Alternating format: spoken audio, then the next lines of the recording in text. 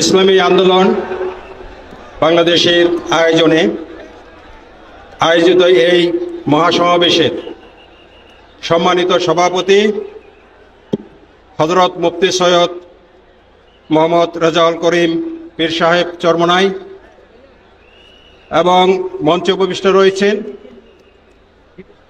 জাতীয় নেতৃবৃন্দ বিভিন্ন সংগঠনের পক্ষ থেকে এবং আপনারা যারা বাংলাদেশের বিভিন্ন প্রান্ত থেকে আজকে এখানে সমবেত হয়েছেন বিভিন্ন সংগঠনের পক্ষ থেকে নেতৃত্ব দিচ্ছেন বাংলাদেশকে, আমি আপনাদের সবাইকে বাংলাদেশ খ্রিস্টান অ্যাসোসিয়েশনের পক্ষ থেকে শুভেচ্ছা জানাচ্ছি, ধন্যবাদ জানাচ্ছি আমাদেরকে এই সমাবেশে আমন্ত্রণ করার জন্যে।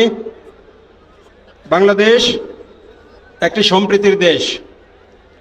এই দেশে আমরা হিন্দু, মুসলিম, বৌদ্ধ, খ্রিস্টান, বাঙালি, আদিবাসী যুগ যুগ ধরে একসাথে বসবাস করে আছি এবং এই সংস্কৃতি পৃথিবীর অনেক দেশেই নেই, কিন্তু বাংলাদেশে আছে, সেটা আমরা সেই জন্য গর্ববোধ করি। এবং এই দেশ আউলিয়াদের দেশ। আউলিয়ারা যখন এসেছিল এই দেশে এই ধরনের শিক্ষা ওনারা আমাদেরকে দিয়েছেন এবং সেই শিক্ষা এখনো সেটা লালন পালন করা হচ্ছে। আমরা খুবই আনন্দিত যে ইসলামী আন্দোলন আজকের এই সমাবেশের আয়োজন করেছে। আপনাদের যে দাবি, সংস্কারের প্রশ্ন যেটা এসেছে, পিআর পদ্ধতি, আনুপাতিক হারে, জনসংখ্যার আনুপাতিক হারে পার্লামেন্টে বা সংসদে অংশগ্রহণ থাকবে, সম্ভব হলে সকল স্তরে সেই সংখ্যানুপাতিক হার বজায় রাখা হবে এবং আমরা মনে করি এটা একটি অন্তর্বর্তীমূলক ব্যবস্থা হবে।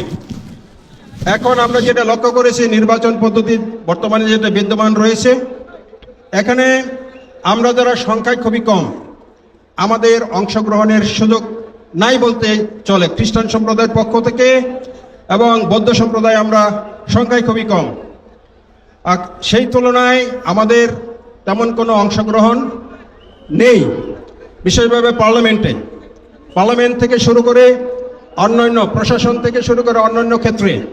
কিন্তু এই পিআর পদ্ধতি যদি থাকে, অ্যাটলিস্ট এই জনসংখ্যার অনুপাতে যদি পার্লামেন্টে আমাদের প্রতিনিধিত্ব থাকে, অন্যান্য ক্ষেত্রে যদি প্রতিনিধিত্ব থাকে স্থানীয় প্রশাসনে, তাহলে পরে সেটা কমপক্ষে কিছু ভূমিকা এবং কিছু অংশগ্রহণ সেখানে থাকবে এবং আমাদের অধিকারের কথা আমরা বলতে পারবো।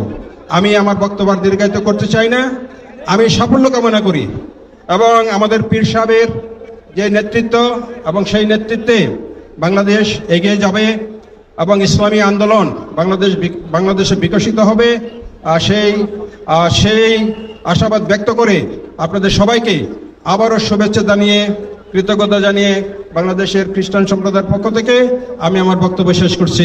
ধন্যবাদ আপনাদের সবাইকে।